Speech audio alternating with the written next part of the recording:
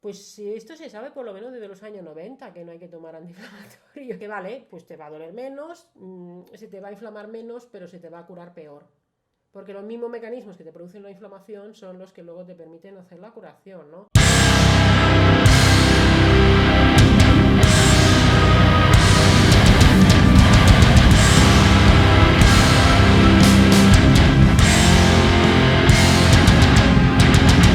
Bienvenidos, bienvenidas a las charlas en la hoguera. Hoy estamos en el capítulo número 68 y hoy hablamos con una especialista en medicina interna, una profesora de universidad, una experta en microbiota. Ella es la doctora Sari Arponen.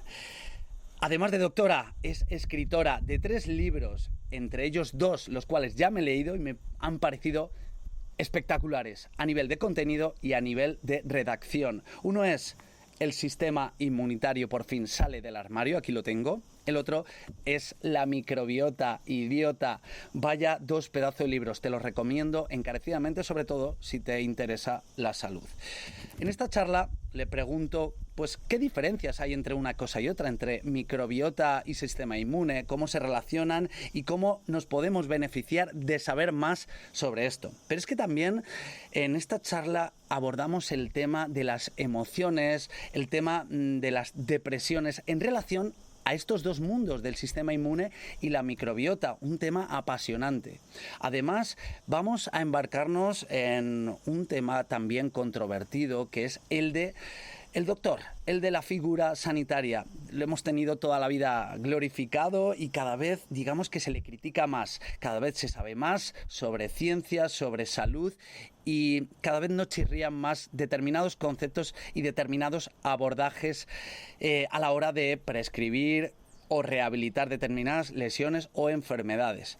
Al pie de esto también le hago alguna pregunta, sobre todo en relación a una torcedura de tobillo que tuvo ella de joven, cómo intentaron curársela y en el futuro, en la actualidad, cómo la curaría ella como doctora. Hablamos sobre por qué se tratan las lesiones y las inflamaciones con antiinflamatorios y con reposo. Esto ya sabemos todos que a día de hoy se hace mucho y que seguramente difiera bastante de lo mejor, de lo óptimo para una recuperación. Todos estos temas y muchos más en una charla apasionante, la cual vamos a dar paso en breve, pero no sin antes mencionaros a mi patrocinador oficial, Procis, la marca que a mí me tiene loquito por, sobre todo, 3 productos, los que más utilizo, te los recomiendo. El primero, el magnesio, este suplemento que precisamente en la presentación de su libro de cocina de la doctora Sari Arponen, ella misma reconocía que el suplemento que casi todo el mundo o todo el mundo debería suplementar fuera el magnesio. En este caso yo utilizo el magnesio bisglicinato. Luego además tienen una crema de pistachos que es una locura porque es una crema de pistachos pura, 100%, y a mí me encanta, me la como a cucharadas, tengo que reconocerlo. Y por último, mi pre-workout, mi preentreno, que me hace dar lo mejor de mí en mis entrenamientos más exigentes, sobre todo ahora que me estoy preparando para Hyrox. No me enrollo más. Si quieres hacer alguna compra en Procis, utiliza mi código VTELLEZ y con eso tienes un 10% de descuento, además de todas las ofertas que utilizas.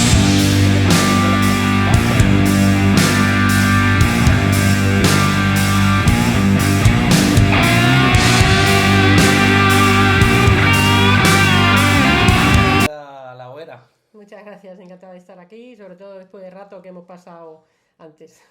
Muchas gracias a ti, ha sido una maravilla poder estar contigo entrenando un rato y sobre todo después de haberte estado siguiendo después de tanto tiempo, leyendo tus libros, sobre todo los 2 primeros libros que hiciste, el nombre tan controvertido es La microbiota idiota y el segundo libro, El sistema inmunitario sale del armario. Estos son 2 libros muy interesantes y que van en la línea de lo que una persona necesita cuando quiere ahondar en su salud.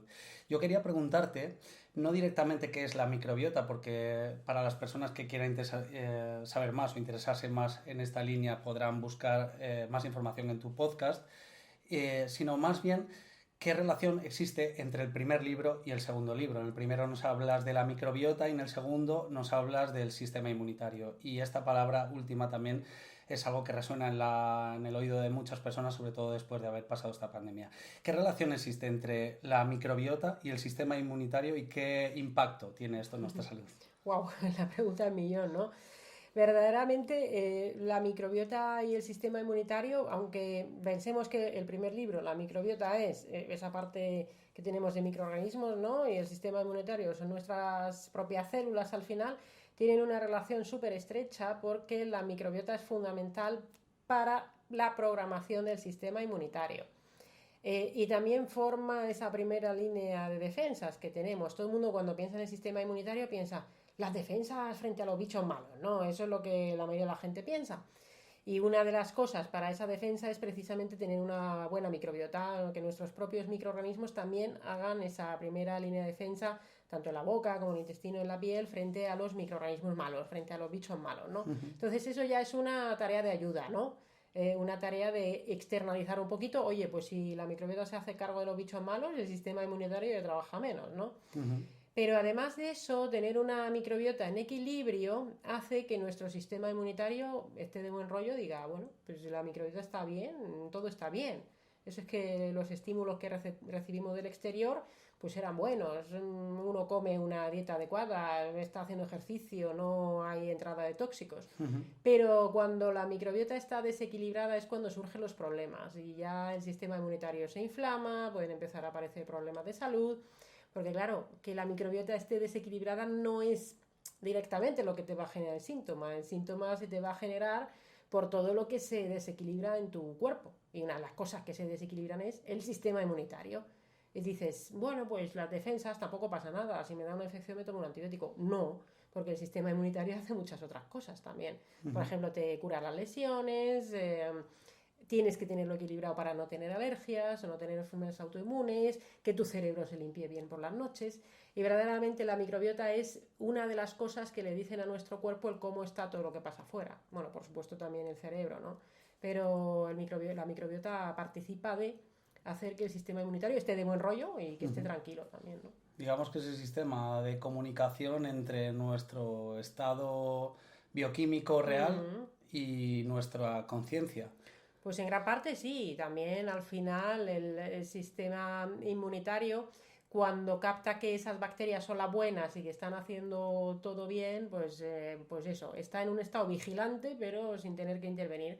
El momento que la microbiota se desequilibra es cuando el sistema inmunitario dice, ostras, aquí está pasando algo muy chungo, me voy a poner a dar caña. Y entonces, ¿qué es lo que hace el sistema inmunitario? Se inflama. Y así es como tú vas por el centro de Madrid, ¿verdad? Y ves a la gente y dices, la gente está inflamada. Yo lo veo desde que vive sobre todo fuera, veo que la gente que vive en las grandes ciudades, es que no sé, no sabría, no es una cosa científica, es más una percepción. Dices, esta gente está inflamada, ¿no? Cuando hay problemas, y una de las causas de la inflamación es la disbiosis, el desequilibrio de la microbiota, ¿no? Ya que mencionas esto, y aunque esté fuera de guión, pero me gusta salirme un poquito de vez en cuando, ¿cómo una persona puede saber que está inflamada? En realidad, si tienes cualquier movida, cualquier problema de salud, posiblemente sea que tengas un componente de inflamación. ¿Cómo se puede manifestar? Si tienes poca energía, y mucha gente dice, ¿qué puedo tomar porque tengo poca energía? Pues no sé, a lo mejor puedes tomar suplementos y cosas, pero mira a ver primero dónde está la causa. Y una causa puede ser la inflamación, que también puede ser neuroinflamación, inflamación a nivel cerebral. También el tener problemas digestivos e intestinales, porque muchas veces la inflamación viene del intestino. A nivel de la boca, si tienes las encías inflamadas y te sangran cuando te los lavas. Si tienes dolores a cualquier nivel puede ser una señal de inflamación. Y por supuesto, si tienes exceso de tejido adiposo, y no digo exceso de peso, sino exceso de tejido adiposo donde no toca, eso también es una señal de inflamación. Y esto lo digo porque, bueno, no por irnos al tema del peso, ni a la obesidad, ni a nada de esto, pero hay mucha gente que piensa que si estás delgado estás bien. Y no necesariamente. Porque a lo mejor no tienes nada de músculo y tienes grasa, y la grasa es inflamatoria, grasa sobre todo a nivel abdominal, ¿no? Y a lo mejor, bueno, tú no serías a lo mejor el ejemplo, pero hay mucha gente que está muy musculada y a lo mejor pesa un poco de más. pero no tiene mucha grasa y sin embargo tiene mucho músculo, ¿no? Entonces tener el tejido adiposo excesivo e inflamado, eso también es un problema, ¿no? Y la sarcopenia, obviamente, tener poco músculo. Y luego, pues verdaderamente los trastornos del estado de ánimo, o sea, tener ansiedad, tener depresión, tener mala capacidad de gestionar los estresores y las movidas que nos pasan en el día a día, también sería una señal de inflamación.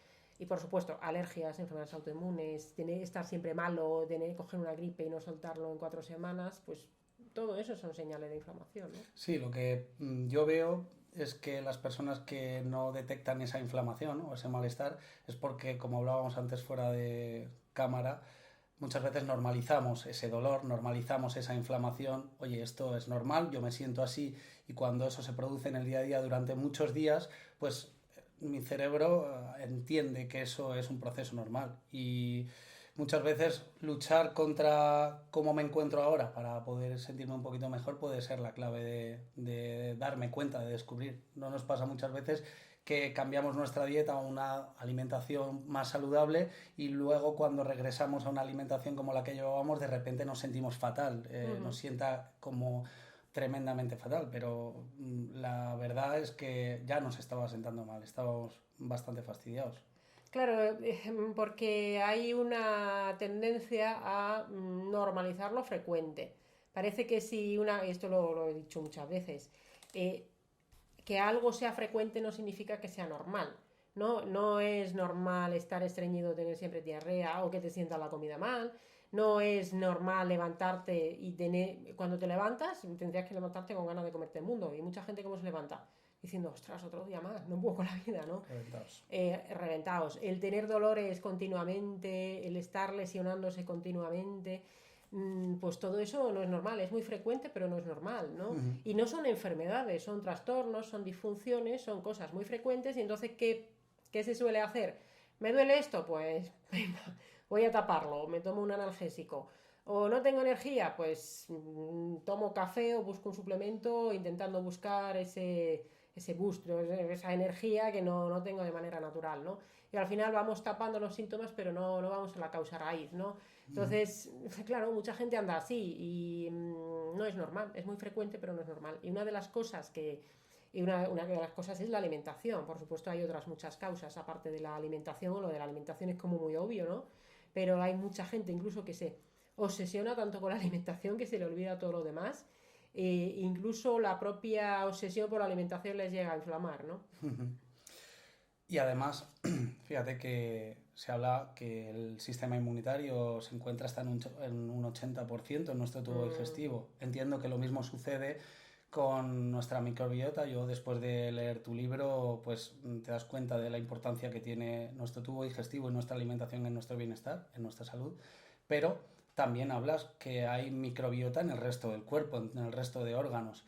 Por lo tanto, esta obsesión por querer controlar nuestra alimentación y querer mejorar nuestra microbiota, nuestro sistema inmune a través de la alimentación, puede suponer, como bien dices, un estado adverso, el de tener más estrés si tengo trastornos alimenticios. ¿De qué otra forma puedo interferir en mejorar la microbiota, nuestro sistema inmunitario, que no sea a través de la alimentación? Claro, como dices, la alimentación sí, hay que cuidarla, pero no hay que hacerlo 100% perfecto. Con un 80-90% probablemente sea suficiente, ¿no? 95%, depende de la persona. Pero claro, hay esas otras cosas. Yo siempre y esto lo digo muchas veces, tampoco voy a insistir mucho más en ello, pero lo de la boca es muy importante, ¿no? Hay que mirarse la microbiota de la boca, hay que ir a un buen dentista, porque mucha gente a partir, sobre todo de una cierta edad, a los 40 años, tiene bacterias malas en la boca y quitarla sin el concurso de un buen dentista es muy complicado, ¿no? Pero quitándolo del cuidado de la boca, que a la gente se lo olvida mucho, ojo, para eso hay una cosa muy importante que es la respiración, ¿no? Es que hay que respirar por la nariz.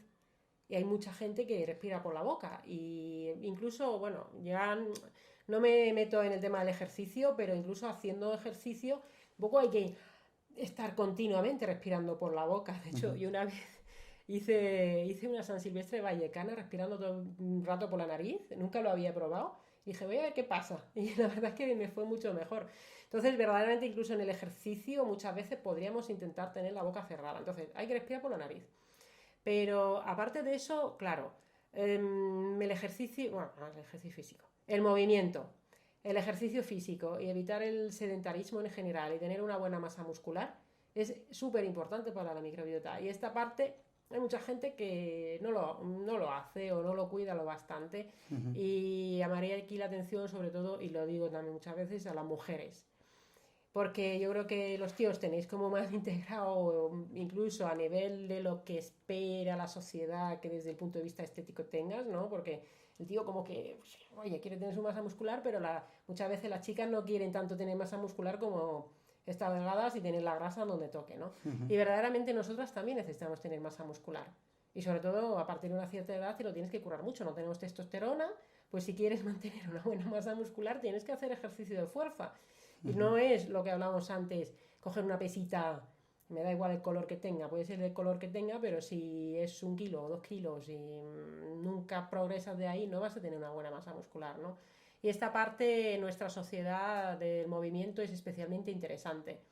Sí. Existe aquí una comunicación, entiendo, inversa para la microbiota a través del sistema inmune, por el tema de modularlo a través del ejercicio. Al final, si hacemos ejercicio, ¿esto tiene algún tipo de influencia en nuestra microbiota?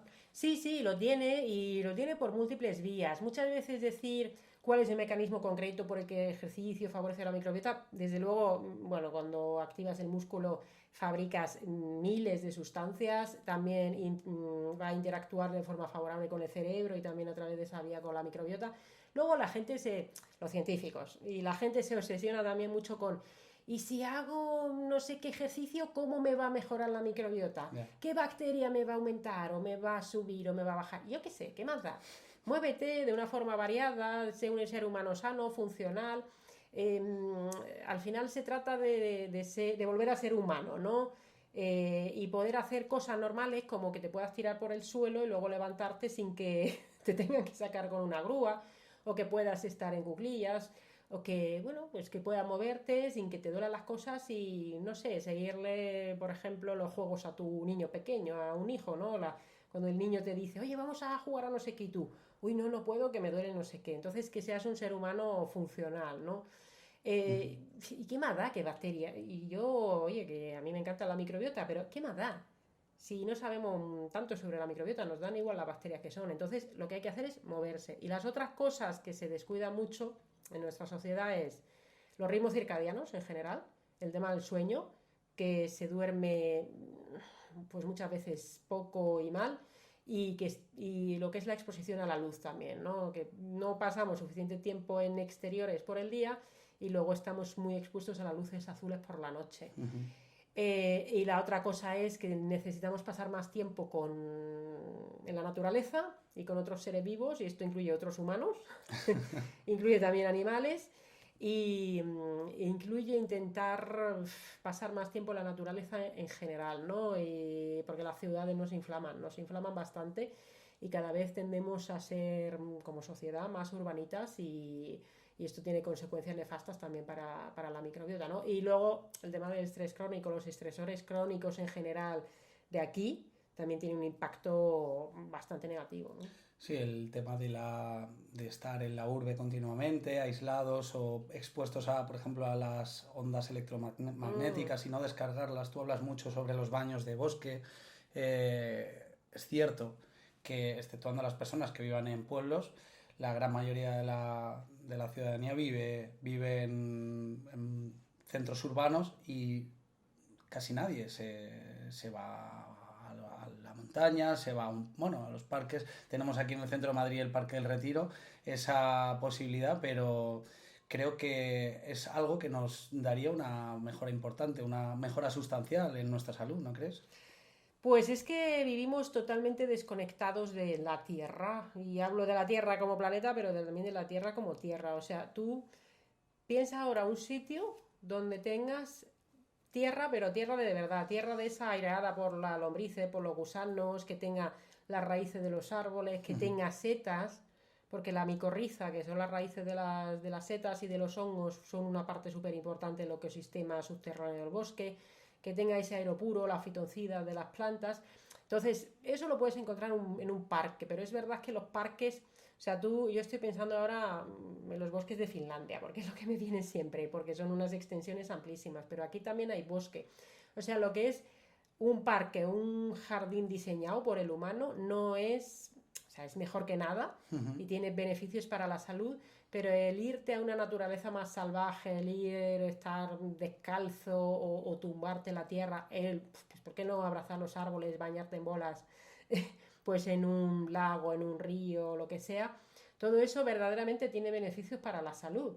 Desde muchos puntos de vista, para el sistema inmunitario, para el sistema nervioso, tanto el cerebro en sí como el sistema nervioso autónomo, simpático, parasimpático, y también, desde luego, para microbiota y sistema inmunitario. Lo que pasa es que no tenemos muchas ocasiones, los que vivimos en las ciudades, de tener eso, y cuando lo tenemos muchas veces es poco rato, ¿no?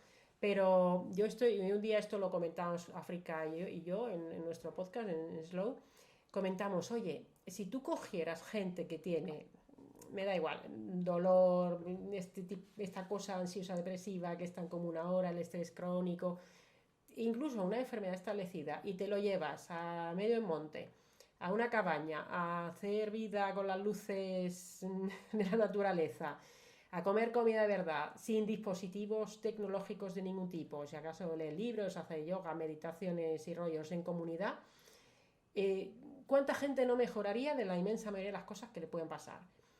Pero verdaderamente hacer eso para la inmensa mayoría de la gente no es posible, ¿no? Entonces, ¿qué tendríamos que hacer? Pues intentar buscar esos momentos, por lo menos en ese parque que tenga cerca, y cuando pueda ser fin de semana intentar buscar eso, ¿no? Y es importante para la microbiota y también para el sistema inmunitario, ¿no? Sin duda, intentar no buscar lo perfecto, sino la dosis mínima que tú puedas hacer. ¿En qué dosis crees que sería algo óptimo para la gran mayoría de las personas?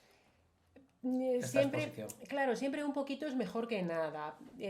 Si lo ideal y lo mínimo, si se pudiera pasar qué menos que media hora por la mañana, y digo por la mañana porque la exposición a la luz de por la mañana es especialmente interesante para los ritmos circadianos. Por la mañana, con luz natural, en contacto con, aunque sea esos árboles, algo de césped, algo de tierra, haciendo movimiento, sería lo mínimo, y seguro que ya se van a notar beneficios porque viene de un estado tan, bueno, pues tan separado de la naturaleza, que ya vas a notar beneficios. Luego, a cuanto más mejor, pero ese mínimo, si lo puedes hacer la mayoría de los días, ya se podrían notar beneficios, ¿no?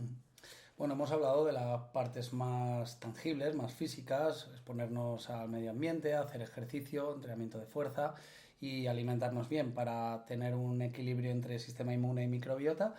Pero hay otra parte un poquito más subyacente que muchas personas quizá incluso no nos compren a primera vista, que es el de nuestros pensamientos y nuestras creencias, la influencia que esto tiene en nuestra microbiota, nuestro sistema inmune, y a la inversa también, que un desequilibrio en nuestro tubo digestivo, cómo puede influenciar esto en nuestro bienestar emocional y de pensamientos. Pues en realidad es la clave quizás, ¿no? Porque el ser humano, a fin de cuentas, somos un animal, y además un animal social. Y si algo nos diferencia del resto de los animales es el cerebro, la conducta, la psicología, el poder pensar sobre nosotros mismos también, y bueno, hacer cosas magníficas, igual que los desastres más absolutos, ¿no? Y verdaderamente esa conexión que hay entre el cerebro y el cuerpo, que es tan bidireccional, muchas veces es difícil saber cuando surgen los problemas, dónde empezaron los problemas. Es decir, como tenías problemas a nivel psicosocial de una manera muy amplia, eso acabó por la señalización por el sistema nervioso autónomo, el nervio vago, el exceso de activación del simpático, la falta de activación del parasimpático y del vago. Eso te va a señalizar al sistema inmunitario, al intestino.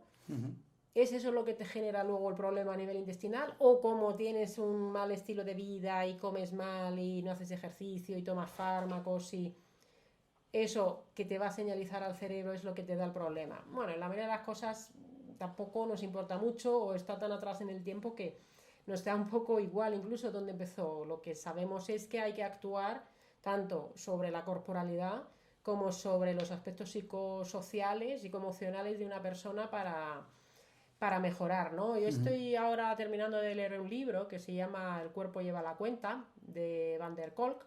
Él es un psiquiatra, bueno, ya tiene como 80 años prácticamente, ha trabajado siempre en Boston, en universidades importantes, y habla sobre cómo verdaderamente el cuerpo lleva la cuenta de todo lo que te pasa también a nivel psicológico y emocional, ¿no? Y propone cómo muchas cosas corporales verdaderamente son la expresión de lo que nos ha pasado. Desde el punto de vista, pues él habla sobre todo del trauma, ¿no? Pero claro, tú puedes trabajar ese trauma, esa psique, pero es verdad que men sana in corpore sano, y si no trabajas también el cuerpo, se te va a quedar coja la intervención. Ya la dualidad mente-cuerpo yo creo que quedó atrás, o debería haber quedado atrás hace tiempo, y deberíamos aceptar que debemos trabajar al ser humano como un todo, mente, cuerpo, y en ese cuerpo la microbiota para conseguir mejorar cualquier problema de salud que tengamos. Y el tema ¿cuál es? Que casi siempre a lo mejor hay gente que se obsesiona con una parte de eso, pero hay una parte que es el punto de dolor, ¿no? El que menos quieres trabajar. Pues quizá justo a eso que menos quieres trabajar es donde más tienes que intervenir. Y si no lo haces, se te va a quedar coja la cosa. Entonces está el que come muy bien, el que medita, el que hace todo, pero no hace nada de ejercicio, pues se le queda cojo. O el que hace todo lo corporal perfecto, pero tiene totalmente olvidada o bloqueada la parte emocional o social, pues se le va a quedar coja la cosa. Puede estar bien, pero tener un bienestar y un desempeño óptimo si no se trabaja todo, bueno, pues a lo mejor llegas a un 80-90%, pero quizá no llegues al potencial máximo, ¿no? Sí, ahí está la frase que dice que eres tan fuerte como tu eslabón más débil. Ahí está, ahí está. Y es cierto que miramos para otro lado. Cuando cubrimos la mayoría de las cosas, medianamente nos encontramos bien, pero siempre somos ambiciosos y queremos sentirnos mejor, por lo tanto, o nos enfrentamos verdaderamente a nuestros problemas, a donde sabemos que estamos fallando, o bueno, el avance será más lento. ¿Qué consejos prácticos para mejorar nuestra psique, para mejorar nuestro bienestar mental y emocional, nos darías para las personas que nos estén escuchando y que digan, vale, sí, muy bien, que me voy a un psicólogo o cómo lo podría hacer de una manera sencilla? Es difícil porque depende mucho de qué situación parte uno, ¿no? Y aquí quizás lo primero sea hacer un gran ejercicio de autoconocimiento, ¿no? De ver verdaderamente, o sea, qué me pasa, cómo estoy, cómo me siento. Y aquí quizás esté uno de los problemas, que ahora estamos continuamente dopados, drogados y tapando el cómo nos sentimos.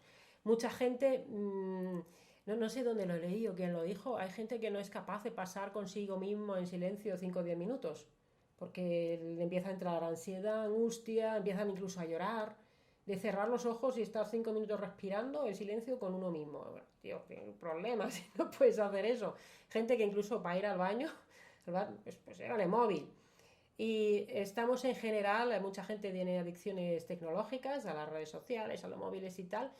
Eso está tapando casi siempre el problema. Entonces lo primero sería ver en verdad qué te pasa, o sea, cómo te encuentras, cómo estás desde el punto de vista emocional, si puedes estar contigo mismo o con otras personas y sintiéndote bien.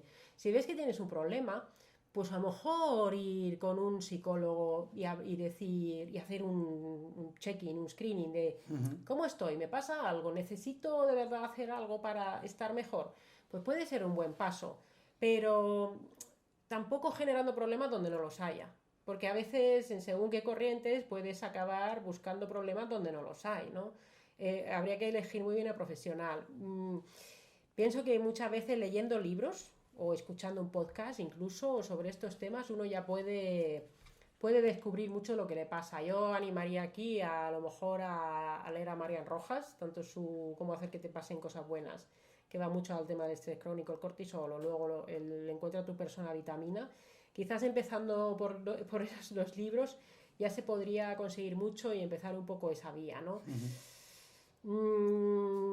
Salvo que haya una depresión, una psicosis o una enfermedad mental ya grave, yo diría no buscar alivio en los fármacos. porque no digo que no hagan falta alguna vez, puede ser. Es curioso que nos diga esto una médica internista. Pues es que los fármacos al final muchas veces tapan cosas. Fíjate, hablando del tema del trauma, por ejemplo, en el libro este del cuerpo lleva la cuenta, el tema del trauma, incluso en Estados Unidos, por ejemplo, esto es mucho de Estados Unidos, trauma de la infancia, de la adolescencia, de la adulta, hasta un tercio de la población tiene algún trauma de la infancia, ¿no? Es muchísimo, ¿no? Y población de buen nivel socioeconómico, ¿no? Y eso, pues, se han hecho, él, por ejemplo, habla de cómo se han hecho estudios en esa situación con antidepresivos, con placebo o con EMDR, que bueno, es una técnica, una movida rarísima que te hacen con los ojos, reprograman el cerebro. Oye, pues lo que más mejoraba a la gente era la reprogramación y el procesamiento del trauma con los movimientos oculares. Los antidepresivos funcionaron solo un 10% mejor que el placebo, y el placebo en un 30-40%, ¿no? Entonces, los fármacos a veces hay que utilizarlos, pero si uno nota que algo no funciona bien y va y le dice al médico, al psiquiatra, quien sea, oye, no me encuentro bien, eso es que tiene depresión, toma esta pastilla, pero no se hace nada más, me parece la peor de las soluciones. Otra cosa es que tengas una psicosis, un trastorno bipolar, ya cosas chungas de verdad que a veces incluso necesitan pues una hospitalización, pero eso no es la mayoría de la población. La mayoría de la gente lo que tiene son cosas derivadas del mal afrontamiento que hacemos de los estresores crónicos que tenemos, o incluso la crisis vital o existencial que tenemos ahora y la pérdida de sentido que tenemos ahora en la sociedad a muchos niveles, ¿no? Que verdaderamente hay gente que ha perdido el propósito vital, que no sabe para qué está aquí y cuál es su propósito en la vida, ¿no? Y eso te genera, bueno, pues un disconfort que eso no se soluciona con pastillas, ¿no? Fíjate, curiosamente estoy leyendo ahora un libro de una amiga que habla sobre el suicidio y esta sensación de vacío, de no saber para qué estamos aquí, se da sobre todo en casos de edades comprendidas entre los 18 y los 28 años, y precisamente es una edad en la que antes de la era digital ya esto sucedía, pues porque hay muchos cambios hormonales, hay muchos cambios de pensamiento, pero actualmente lo que hay es una sobreestimulación en el mundo de las comunicaciones tan alta que hace que no tengamos o que perdamos la capacidad de mantener la atención. Mantener la atención en cosas tan sencillas como quedarnos mirando un hormiguero, cómo se mueven las hormiguitas, y quedarte atontado como se queda un niño viendo cómo las hormigas se mueven durante 15 minutos sin pensar en otra cosa. Esa falta de capacidad de mantener la atención sobre una cosa y no estar pensando en 30.000 cosas a la vez es lo que seguramente esté llevándonos a esos estados depresivos tan profundos, y a también el dato este que daba el libro de pues no sé si en España se suicidaba una persona cada X horas. Sí, son unos 10 o 11 suicidios al día, sí. Que es aterrador, es Sí, una sí. barbaridad. Y además, aquí ya no sé yo hablar de qué dato, en qué franja de edad, pero también me atrevería a decir que seguramente esas edades estén comprendidas en estos rangos. Precisamente cuando tienes toda la vida por delante, tienes mucho margen todavía de coger las riendas de tu bienestar, etcétera. Entonces, bueno, es interesante saber que no todo está en la fuerza, en tomar el sol, en descansar bien y en comer bien, sino que quizá tenemos que pensar menos y hacer más las cosas que nos viene al cuerpo de forma innata, como hacen los animales. No se ponen a pensar si ir detrás de una mosca, sino que simplemente van detrás de la mosca, y tener menos estímulos. Me quedo con esto de, oye, estate un día sin coger el móvil, sin meterte en Instagram, y lucha contra esto, ya verás qué bienestar. También cito lo que comentaba Joan Gallardo. ¿Conoces a Joan Gallardo? Sí, sí. Le preguntaba por la creatividad y me decía, la creatividad no es más que la proyección del aburrimiento. Aburrirme y salen cosas. Sí, fíjate que hablando del suicidio, sabes que salió la estadística, bueno, no me acuerdo en qué momento bueno, la pandemia que hemos tenido. En España murió más gente en el tiempo ese que se había observado. En menores de 50 años hubo más muertes por suicidios que por COVID. Es que claro, eso es bastante Ese dato no lo significativo. conocía yo. Pues salió publicado en prensa generalista, ¿no? Y verdad, gente que conozco que se dedican a temas de salud mental, en la gente joven en particular, incluso adolescentes o niños, dicen que hay una verdadera crisis de salud mental derivado de muchas cuestiones, pero uno sin duda tiene que ver con, y yo no me considero experta en salud mental, pero nuestro estilo de vida, el cómo ahora nos relacionamos con los demás y el cómo nuestro cerebro se relaciona con la tecnología.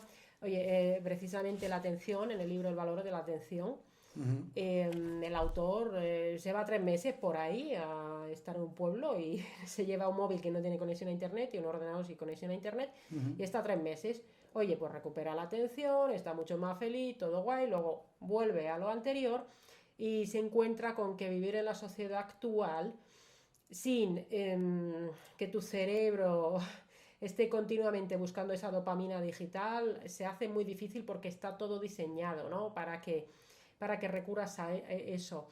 Y lo que viene a decir es que a nivel individual, escapar de lo que implica las pantallas, las redes sociales, del mundo digital, ¿no?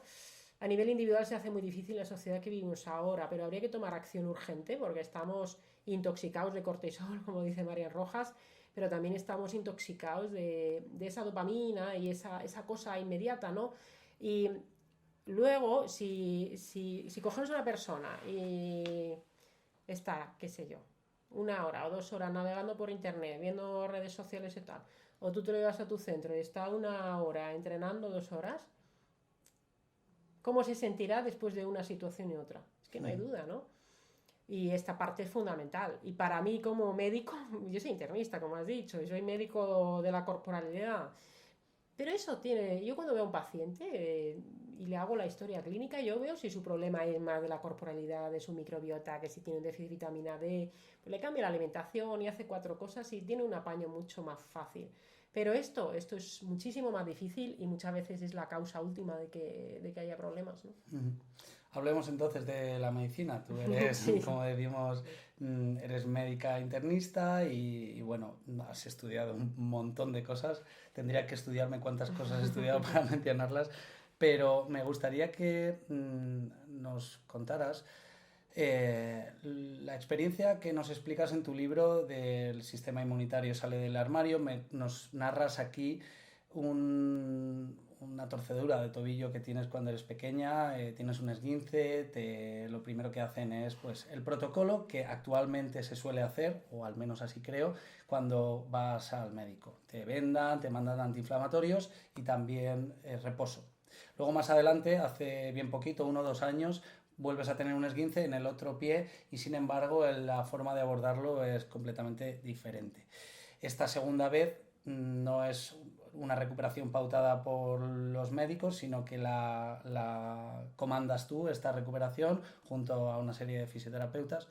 A mí me gustaría saber qué diferencias hay entre una y otra y por qué, si en la segunda teóricamente te fue mejor, no se coge las riendas de este formato en la actualidad desde el lado de la medicina. Qué buena pregunta. Cuando tuve ese primer esguince fue a los casi 11, 12 años y efectivamente estuve 3 semanas, no hacía reposo absoluto en sí porque además no sé por qué no tenía muletas. Entonces iba a la pata coja por la casa, pero claro, esa pierna se me quedó con los músculos fatal, ¿no? Y tomé antiinflamatorios y aquello luego se me quedó el tobillo con una inestabilidad tremenda. Y todavía se hace mucho eso, te inmovilizan y antiinflamatorios. Cuando tuve este esguince fue hace ya 3 años. Yo ya, gracias a que tengo muchos amigos fisioterapeutas, osteópatas, había estudiado PNI, yo ya sabía que eso no tenía sentido, había leído sobre el tema, entonces dije, bueno, voy a ver que no esté roto, porque la verdad es que el dolor de momento fue espectacular. Dije, hombre, bueno, no creo que esté roto, pero no vaya a ser, ¿no? Fui, me lo vieron, no está roto. Dije, vale, pues ahora que ya sé eso, me vi un vídeo esa misma noche de un fisioterapeuta explicando el por qué tienes que hacer movilización precoz desde el principio. Lo hice porque quería convencer a mi cerebro más todavía de que aunque me dolía podía pisar y que no iba a pasar nada. Y entonces empecé a pisar, con dolor eso sí, iba pisando ese fin de semana, esto fue tal que un viernes, el fin de semana fui pisando, no tomé nada, tampoco, no sé si me puse un pelín de hielo en un momento determinado, pero poco, y ya está, y no hice nada más. Tomaba vitamina C, tomé creatina, aminoácido ramificado, bueno, mis suplementos y mis cosas, y al tercer día, como aquel, pues me fui a un colega, Antonio Carmona, osteópata y, bueno, PNI y fisioterapeuta, me hizo ahí unas manipulaciones, pues oye, esa recuperación fue muchísimo mejor que la otra, ¿no? ¿Y por qué no se hace? Pues esto se sabe desde hace tiempo. En el libro Medicamentos que matan y crimen organizado, debería ser lectura obligatoria para todos los médicos, escrito por un internista danés que se llama Peter Götze, que era de la Que tome iniciativa, nota. sí, hay que tome nota, de la iniciativa Cochrane. Pues esto se sabe por lo menos desde los años 90, que no hay que tomar antiinflamatorios en un esguince, o como mucho uno de manera puntual, y si toleras, pues mejor una aspirina porque no hay nivel resoleómica, ¿no? Porque vale, pues te va a doler menos, se te va a inflamar menos, pero se te va a curar peor. Porque los mismos mecanismos que te producen la inflamación son los que luego te permiten hacer la curación, ¿no? Yo pienso que cada vez hay más traumatólogos o médicos que van sabiendo esto, pero no sabría decir cuánto lo saben. Si no está roto, el médico no pinta nada ahí. Para mí el médico no pinta nada si no está roto. Pues el que tiene que estar es el fisioterapeuta osteópata y luego pues empezar a hacer movilización precoz, la carga y todo esto, ¿no? Quizás sea porque no estén claras las competencias de cada profesional a la hora de mandar a un paciente qué es lo que tiene que hacer. Porque yo, por ejemplo, tuve un esguince de la rodilla, fui al traumatólogo para descartar que no tuviera roto el ligamento, y en el momento en el que no lo tenía roto, pues efectivamente el traumatólogo me mandó antiinflamatorios y reposo. Y yo, como rehabilitador y entrenador, pues yo le comenté de forma pues precavida, para no entrometerme en su labor, que era lo que yo creía que me iba a venir bien. Le dije, oye, ¿qué le parece que empiece a implementar con algo de sentadillas, isometrías? Y su cara fue de póker, fue de no tengo ni idea, pero claro, yo te tengo que dar una solución. Lo que a mí se me ocurre en ese momento es que esa persona, ese médico, tiene un momento de caos existencial porque no sabe si le compete o no mandarme ejercicio físico, ya que esto entraría dentro de una curación preventiva y no una curación aguda ante el problema. ¿Crees que los médicos están en un momento de crisis existencial o no se les enseña bien cuáles son sus competencias? ¿Dónde está el problema ahí? Bueno, lo primero es que a los médicos, o sea, lo primero es que el sistema es como muy médico-centrista, está todo como el médico, ¿no? Y yo siempre digo, oye, lo mejor sería que tuvieras que ir al médico lo menos posible y que pasaras muchas veces por otros profesionales antes. Oye, si tienes un infarto, una neumonía, una cosa grave, pues el médico, ¿vale? Que para eso está. Pero al médico no se le. El médico en la facultad no se aprende a practicar, o sea, ejercicio físico no se sabe. Nutrición tampoco, y lo poco que se enseña muchas veces está desfasado. La movida esta de los traumas, no sé si ahora lo enseñarán un poco más, pero tampoco. Lo que son los aspectos psicoemocionales o el trato con el paciente, bueno, ahora se enseña un poco más, pero acaba de salir un estudio que dice que la inteligencia artificial es 7 veces más empática que el médico, ¿no? Entonces el médico está muy centrado en la enfermedad.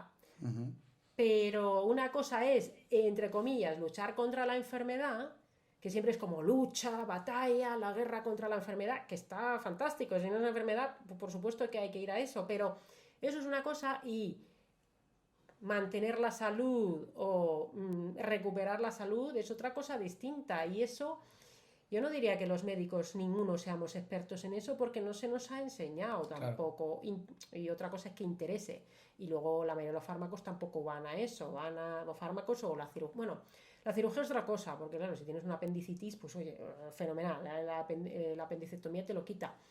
Pero muchas de las cosas que se hacen, bueno, derivan de cómo se está montado el sistema, a los médicos, bueno, es que esto siempre me cuesta mucho porque al final siempre quiero decir las cosas desde respeto hacia todos los compañeros que trabajan queriendo ayudar a sus pacientes. Pero probablemente la medicina tenga una visión muy limitada, muy farmacocentrista, y se ha expropiado la salud. Esto luego te paso, hay un libro que se llama Némesis Médica, la expropiación de la salud, de Ivan Illich, que es de hace 40 años o así, y habla sobre cómo se le ha dado demasiado poder al sistema médico sobre la salud de las personas. Y verdaderamente eso está centrado en la enfermedad, no está centrado en la salud. Entonces los médicos no sabemos sobre un montón de cosas, salvo que te formes de manera específica, e incluso aunque yo me forme en algo, yo no voy a saber más de nutrición que un nutricionista bien formado en nutrición, y de ejercicio ni de coña, salvo que me haga especialista en eso y me forme un montón, pero no voy a ser mejor profesional, por ejemplo, para recomendar eso. Yo considero que hay muchos profesionales que deberían tener un papel mucho más importante en la sanidad, y el médico para cuando toque. Pero, por ejemplo, el dolor de espalda, si no hay síntomas de alarma, como para pensar que eso pueda ser un tumor o una infección, pues es que no le corresponde al médico ese dolor de espalda. Y espero que no, si alguien se siente mal por esto, un compañero médico, pues el problema quizá no sea mío, sino de por qué alguien se siente mal por esto. Pero yo creo que eso no le considero, no es que no lo crea, es que considero que no le corresponde al médico en la inmensa mayoría de los casos ese dolor de espalda, salvo que sea un tumor, salvo que sea una espondilodicitis o bueno, que se te aplastó la vértebra, ¿no? ¿Crees que se está librando una batalla entre la población en general y los médicos? Ahora hay mucha polarización, sobre todo a raíz de la pandemia.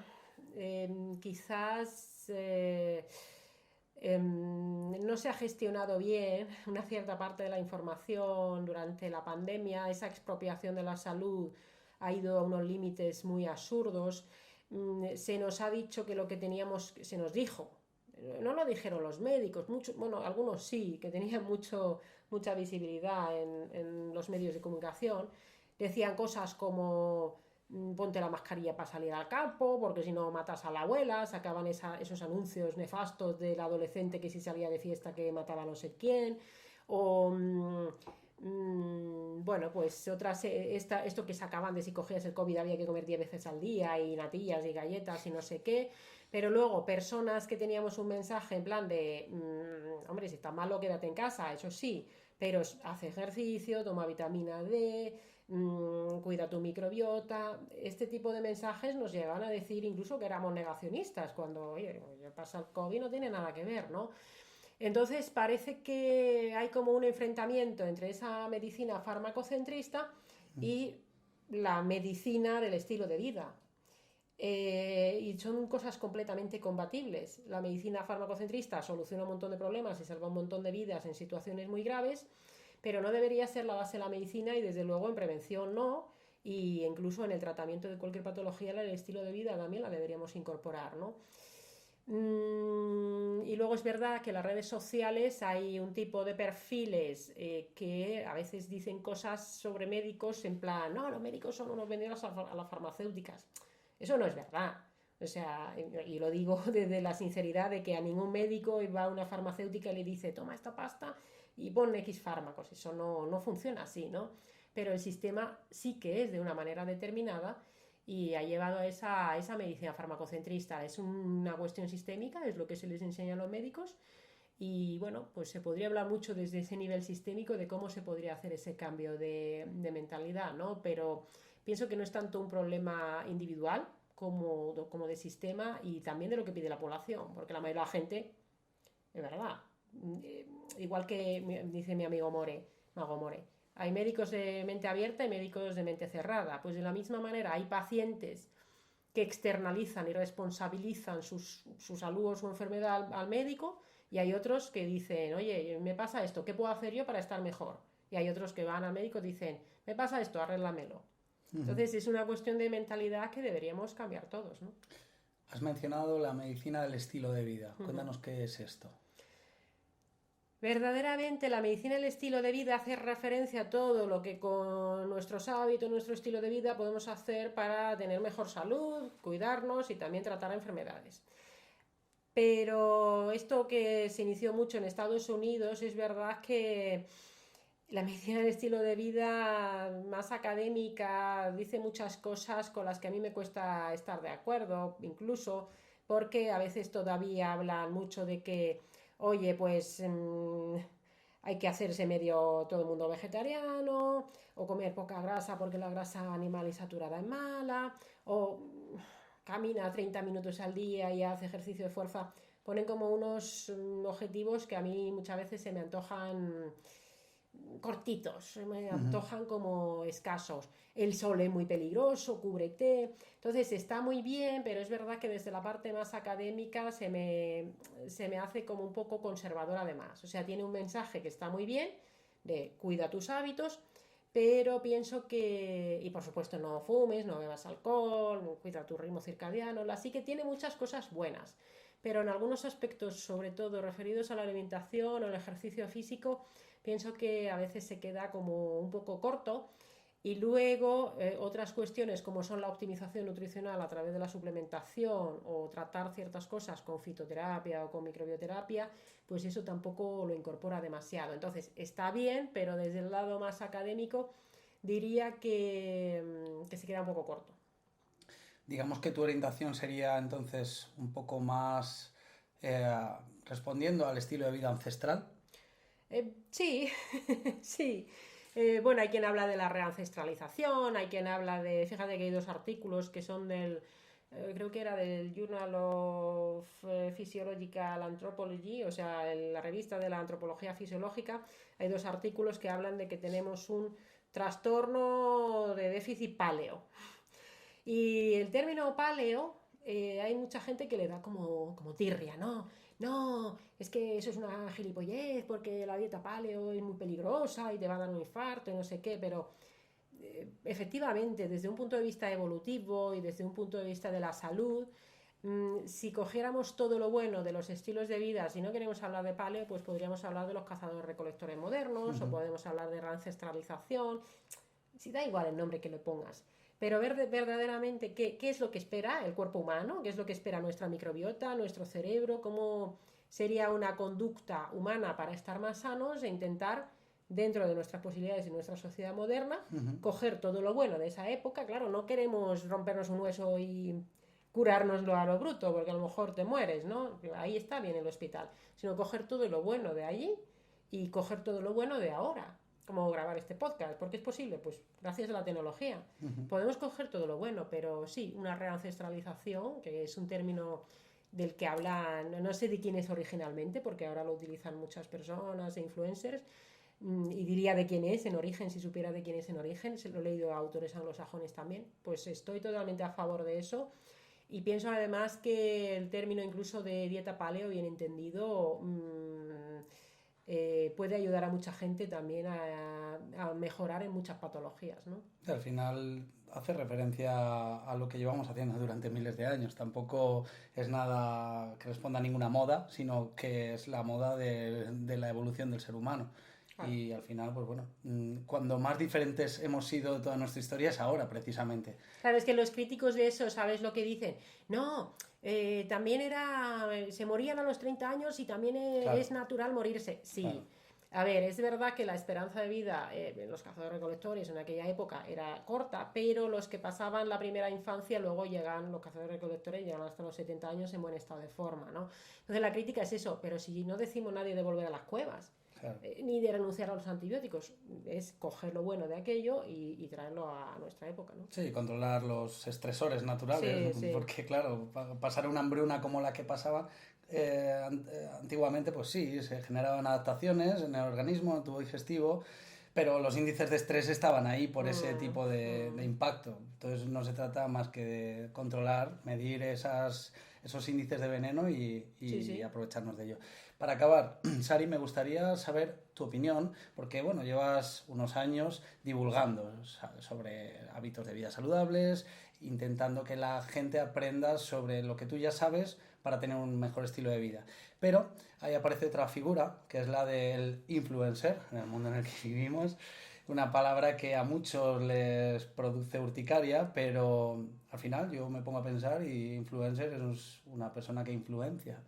¿Qué diferencia para ti hay entre un divulgador y un influencer? Al final son etiquetas, ¿no? Yo si me preguntas si yo me considero influencer, por ejemplo, pues depende de lo que entiendas por influencer. Yo, por ejemplo, en redes sociales, a mí ahora ya tengo, o sea, yo nunca nunca le he dedicado muchísima energía, por ejemplo, a Instagram, que es donde más seguidores tengo, ¿no? Lo de hacer reels se me antoja muy coñazo, ¿no? Es algo, o sea, prefiero escribir, prefiero el tema del podcast. Y por eso siempre he tenido un crecimiento bastante lento, pero paulatino. Y a través de ese crecimiento es verdad que muchos influencers lo que hacen es monetizar esos seguidores que tienen. Y a mí también me llegan peticiones de que haga publicidad de X productos o cosas. Y yo nunca he utilizado las redes sociales para hacer publicidad, ni para monetizar, ni hacer nada, porque no me siento cómoda con eso. Entonces, desde el punto de vista de que hay influencers que se ganan la vida siendo influencers y se van a un photocall o publicitan un producto X.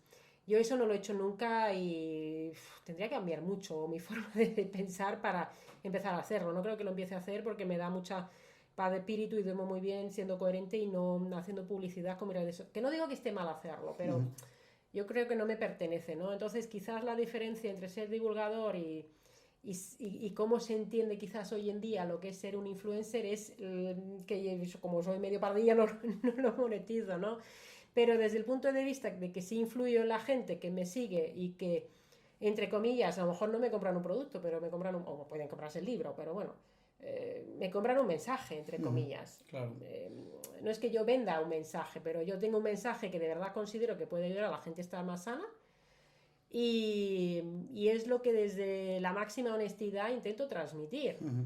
Y el transmitir un mensaje cuando no tienes un interés económico detrás, más allá de que, vale, puedo vender un libro, que sí, pues oye, pues al final también te da mucha libertad, porque yo de verdad considero que lo que hago puede impactar positivamente en las personas y así me lo dicen las personas. Entonces, ¿soy influencer en el sentido de que influyo en las personas? Desde ese punto de vista, sí. Desde el punto de vista de que lo monetizo, que hago publicidad y tal, que muchas veces es lo que se habla cuando se habla de influencers, pues desde ese punto de vista no. No quizás yo voy más por la línea de la enseñanza, sí. lo que tú haces en tu día a día, lo que tú quieres enseñar, porque yo en mi carrera como entrenador he visto bastantes entrenadores que no predicaban con el ejemplo. Entonces, cuando tú intentas enseñar algo para que los demás estén bien, que tú no estás haciendo, primero, no tienes todo el conocimiento, toda la experiencia, la experiencia suficiente como para transmitir puramente lo que quieres transmitir, y segundo, tampoco te van a creer. Al final, cuando seguimos a alguien es porque esa persona es el mejor en eso, o al menos se esfuerza mucho en eso. En ese sentido, ¿cómo te ves tú como persona que influencia a la misma vez que enseña, a la misma vez que divulga? ¿Te ves competente en estas cosas que enseñas? ¿Hay alguna cosa en la que te gustaría mejorar? Es una pregunta un poco más personal, pero bueno, así también te humanizamos. No, yo tengo mis incoherencias. Al final para mí una cosa importante es la coherencia. Es efectivamente querer ser ejemplo desde la coherencia con lo que cuento y con lo que predico. La parte que peor hago es el tema de la desconexión, o sea, de la desconexión de mi trabajo, el exceso de trabajo, y es que es verdad que ha llegado un punto en mi vida en el que ¿sabes aquello que dicen de que te apasione lo que haces y así nunca trabajarás? Eso es mentira, porque al final trabajas. Y por mucho que te guste lo que haces, pues al final acaba siendo trabajo. Lo que pasa es que cuando te gusta mucho y acabas haciendo y tu estilo de vida también forma parte de tu trabajo, es un poco difícil a veces separar lo que es trabajo de lo que no es trabajo. Entonces, para mí, en lo que soy un pésimo ejemplo y siempre quiero intentar mejorar en eso es en el tema del manejo del estrés excesivo devenido del trabajo, ¿no? esa parte reconozco que tengo una falta de coherencia importante en el sentido de que cuando además te haces autónomo, o sea, yo piensa, era trabajar en un hospital siempre, con las horas de trabajo y al final, aunque estudies algo fuera del hospital, pues bueno, no es exactamente trabajo. Pero cuando eres autónomo y trabajas mucho desde casa, el trabajo lo invade todo, ¿no? Y ahí sí que considero que no lo hago bien, ¿no? Y no predico con el ejemplo, pero bueno, es verdad que esa parte quizá tampoco se muestra tanto y es difícil separar ahí eso, ¿no? Y luego la parte del ejercicio físico, reconozco que me da, no sé, no voy a decir envidia, ¿no? Pero las personas que os dedicáis a hacer actividad física, ejercicio por trabajo, me da, digo, jo, qué suerte, ¿no? Qué bien, porque esa parte tan importante para la salud ya viene por la parte del trabajo. Y cuando al final haces un trabajo que es más de, pues, de escribir o de pasar consulta, de preparar clases, tienes que buscar los huecos para hacer ejercicio físico y a día de hoy considero que no hago la actividad física que yo considero óptima y aún así no me considero una persona sedentaria porque hago mis pasos, hago mis snacks de movimiento, ¿no? Y luego, por añadir una incoherencia más, a lo que le doy muchas vueltas es al tema de las pantallas y las redes sociales. Y es quizás lo que a día de hoy más me inquiete. Pasas muchas horas frente a la pantalla. O sea, no es tanto eso como, porque al final es mucho ordenador, leer artículos y tal, como el producir contenido para las redes sociales. Me produce una dicotomía a nivel moral y ético importante. Es un melón, ¿no? Por eso fabrico poco contenido para Instagram, porque lo reconozco como una herramienta interesante para llegar a mucha gente, pero reconozco que es un tema al que a nivel personal le doy muchas vueltas y que todavía no tengo... O sea, parece que tienes que estar allí y es lo que toca, pero es quizá mi máximo punto de incoherencia a día de hoy. Bueno, el tema de las redes sociales es un cambio, sí, un cambio de paradigma importante que ha habido a raíz de la inclusión de los dispositivos móviles. Es algo que de repente antes una persona que tenía un negocio no tenía que estar ahí y como bien dices, ahora parece que todo el mundo tiene que estar ahí y todo apunta a que al menos ayuda bastante a promover tu imagen, tu negocio, lo que quieras transmitir, pero como en todo está el equilibrio y bueno, en ese sentido yo te sigo en redes sociales y al menos lo que yo recibo de lo que tú cuelgas es más que suficiente como para estar informado. A partir de ahí, la parte más complicada para mí es la del trabajo en la sombra, el escribir un artículo, el de sentarse a hacer un podcast y esa parte de divulgación más compleja que es la que de verdad cuesta sacrificio, está solo para las personas que de verdad quieren saber más de ti. Así que en ese sentido no creo que sea excesivamente grave. Bueno, el podcast para mí, por ejemplo, es una herramienta fantástica porque podemos tratar temas con mucha profundidad. Si lo escuchas, lo puedes escuchar mientras te estás moviendo. No estás continuamente, bueno, hay gente que lo puede ver por YouTube, ¿no? Pero que al final mucha gente también escucha YouTube, ¿no? Puedes, bueno, es otra forma de comunicar. Para mí eso, por eso el podcast es importante y las redes sociales, no me voy a ir, puede ser que ahora haga un descanso para reflexionar más sobre el tema. Pero bueno, sí, tengo mis pequeñas incoherencias, pero en general procuro predicar también con el ejemplo y muchas de las... Si yo le digo a alguien, date una ducha de agua fría, o por ejemplo, o haz ayuno, si hoy llevo, bueno, para ahora que es, llevo en ayunas desde, pues no sé, 18 horas, llevo ahora y la cena fue muy ligera anoche, donde me comí una manzana y dos onzas de chocolate negro y un poco de frutos secos, porque nos metimos un arroz con bogavante, que yo normalmente no como arroz, pero eso también es flexibilidad. Pues oye, hoy toca, porque estás en Calpe, te comes un arroz con bogavante, luego no volveré a comer arroz en un montón de tiempo, pues luego una cena muy ligerita y ahora, oye, 18 horas habiendo hecho un entrenamiento y tal, pues predico con el ejemplo, se puede y además tiene muchos beneficios, ¿no? Entonces procuro siempre aprender más y probar en mí cosas que luego le transmito a la gente, ¿no? Muy bien, Sari, muchísimas gracias por tu tiempo. Ya para acabar, pues decir que te pueden seguir en tu podcast, en Slow Medicine Revolution. a través de Spotify, todas las vías de podcast. Y también, pues bueno, yo recomiendo que compréis su libro de El sistema inmunitario por fin sale del armario, o es La microbiota idiota, 2 libros que os recomiendo encarecidamente porque nos habla de una forma muy llana y muy simple. Sari.